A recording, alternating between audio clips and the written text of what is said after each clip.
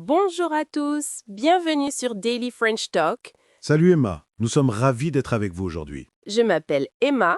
Et moi c'est Jack.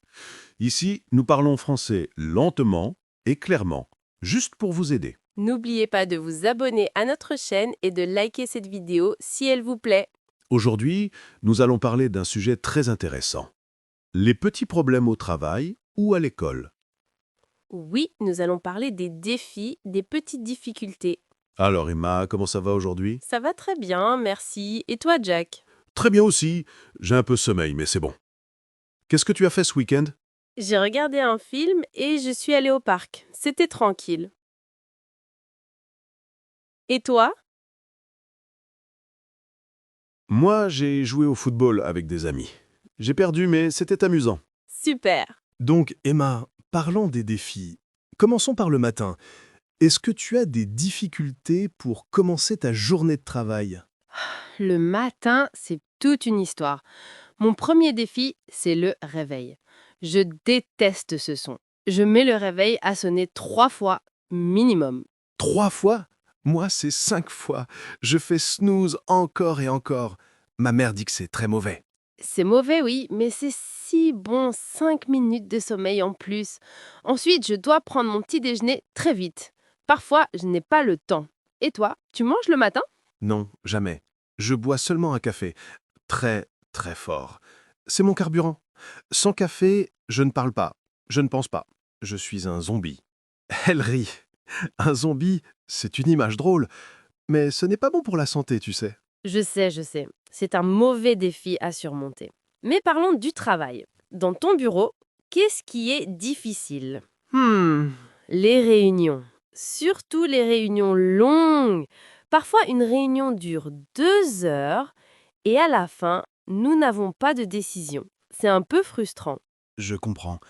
Dans mes études, c'est pareil avec les cours.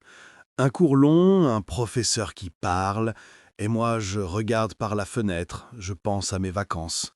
La concentration.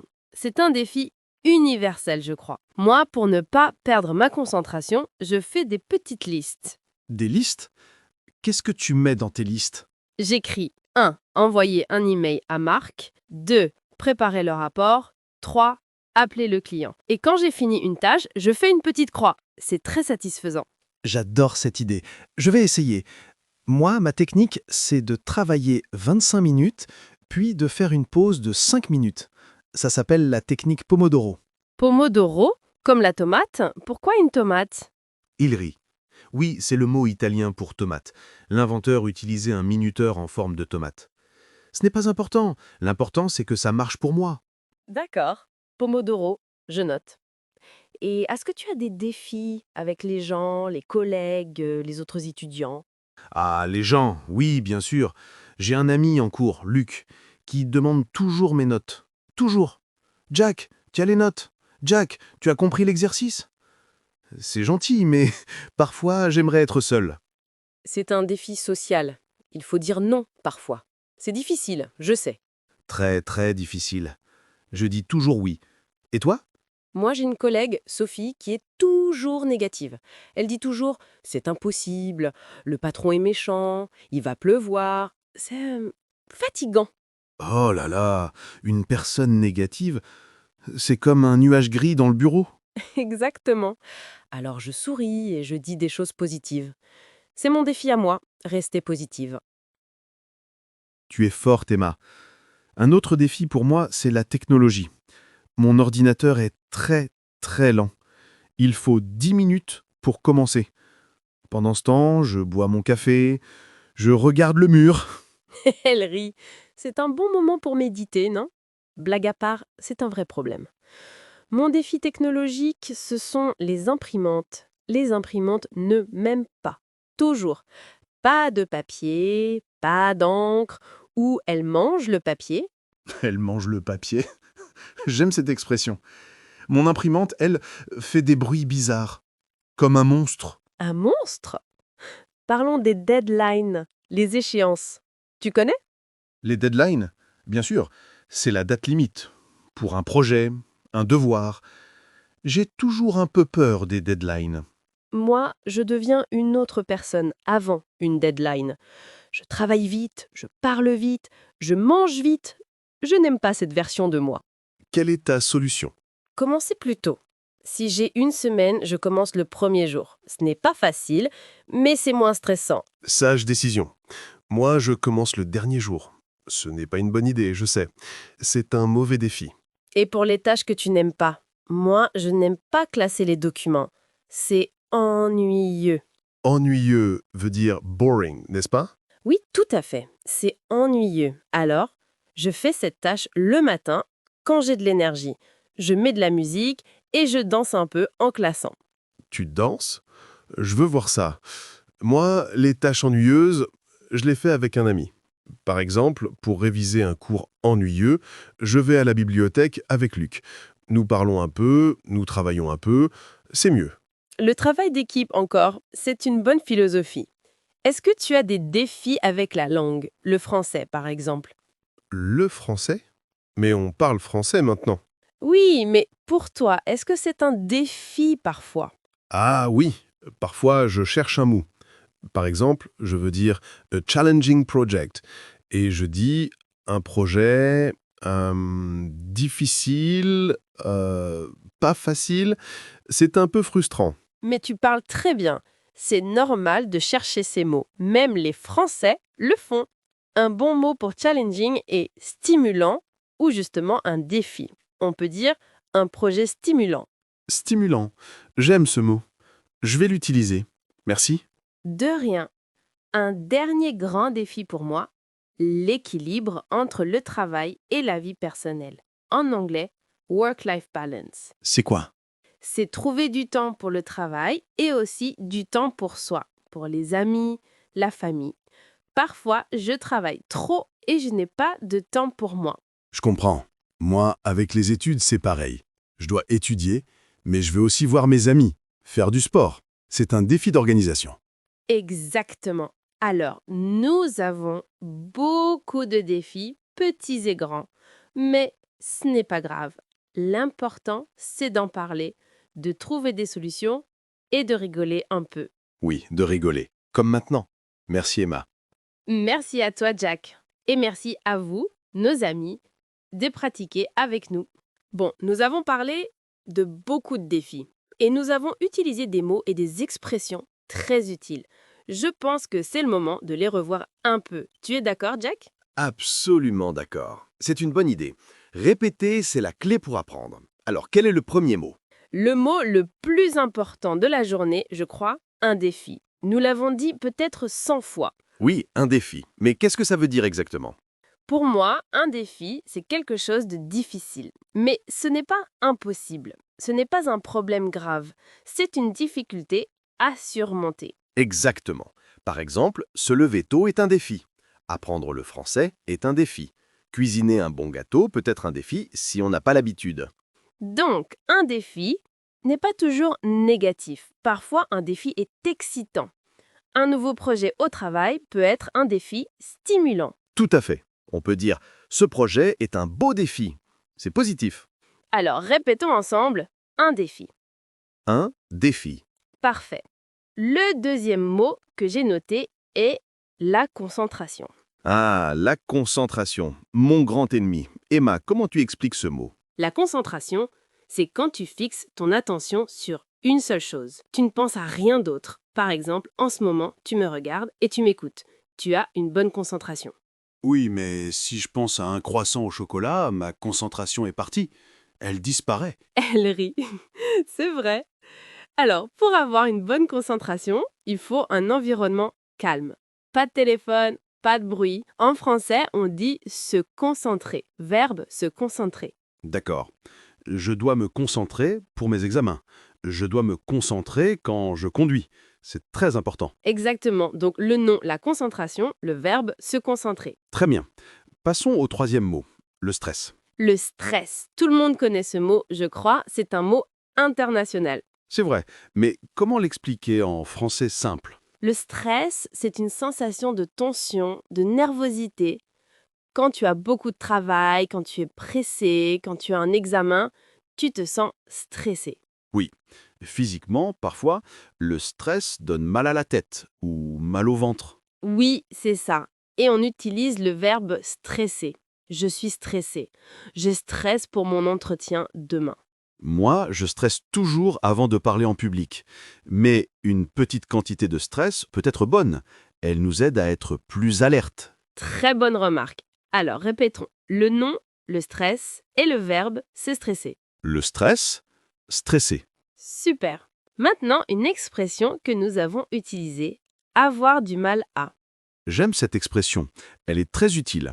Avoir du mal à signifie trouver quelque chose de difficile. Par exemple, j'ai du mal à me lever le matin. J'ai du mal à comprendre les maths. Moi, j'ai du mal à parler au téléphone en français. La structure est avoir du mal à plus verbe. C'est ça. On peut aussi dire avoir du mal avec non.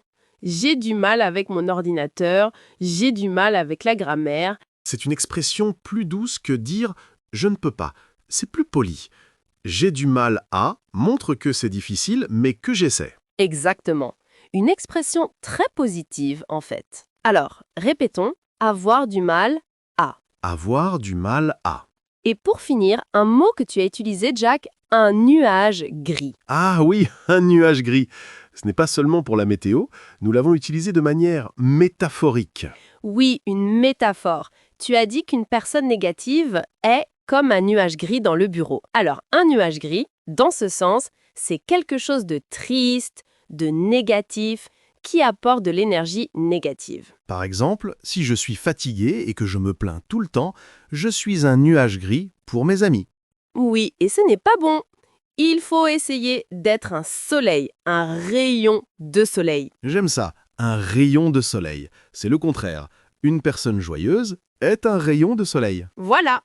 Alors, pour résumer nos 5 points de vocabulaire aujourd'hui, un défi, a challenge, la concentration, se concentrer, concentration, to concentrate, le stress, stresser, stress, to be stressed, avoir du mal à, to have difficulty doing something, un nuage gris et son contraire, un rayon de soleil, a grey cloud, and its opposite, a ray of sunshine. C'est une très bonne liste. J'espère que vous, nos amis, vous notez ces mots dans un petit cahier ou vous mettez un commentaire avec le mot que vous préférez. Excellente idée, Jack. Dites-nous lequel de ces mots est le plus utile pour vous. C'est un défi de mémoriser du vocabulaire, mais avec de la concentration, vous pouvez le faire. Et sans trop de stress. Si vous avez du mal à vous souvenir, ce n'est pas grave. Revenez voir cette vidéo et répétez avec nous. Promis, nous ne serons pas un nuage gris, nous serons votre rayon de soleil pour apprendre le français. C'est joli ça. Merci Emma. Eh bien, Jack, nous avons eu une longue et belle conversation aujourd'hui. Je pense qu'il est temps de faire un petit résumé pour nos amis. Tu as raison Emma. Le temps passe si vite quand on parle. Alors, récapitulons. Aujourd'hui, sur Daily French Talk, nous avons parlé de... Des défis. Mais pas n'importe quel défi. Nous avons parlé de ceux que l'on rencontre dans la vie de tous les jours, au travail ou dans les études. Exactement. Nous avons commencé par les petits défis du matin, comme se lever et affronter le terrible réveil. Oui, et nous avons partagé nos astuces.